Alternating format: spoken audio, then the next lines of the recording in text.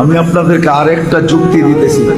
হতে পারে কোনোদিন সকালে উঠা দেখবেন মসজিদ নাই, হাদিসে আছে। কোনোদিন সকালে উঠা দেখবেন মসজিদ নাই, উঠায় নিয়ে নিবে আল্লাহ। দুনিয়া যখন ধ্বংস করবে এর আগে আল্লাহ মসজিদ উঠায় নিয়ে যাবে। উঠায়া সকালে উঠা দেখবে মসজিদ নাই, উঠায় নিয়ে গেছে। কেননা এটা যতদিন থাকবে এটা একটা আধ্যাত্মিক পরিবেশ, এটাও জমিনের ফাউন্ডেশন। মসজিদ গুলাকে আমাদের আগে উঠায় নিয়ে মুসলমান দেখবে একদিন সকালে উঠা দেখবে কোরআন পড়া আছে কিন্তু একটা অক্ষরও নাই, সব আল্লাহ উঠায় নিয়ে নেবে।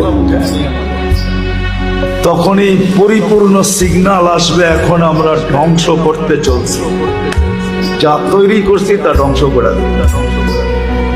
সত্য এটি। কিন্তু আমরা যদি এর সাথে অগাধ মহব্বত রাখি, ভালোবাসা রাখি, একে আবাদ করি, আসা যাওয়া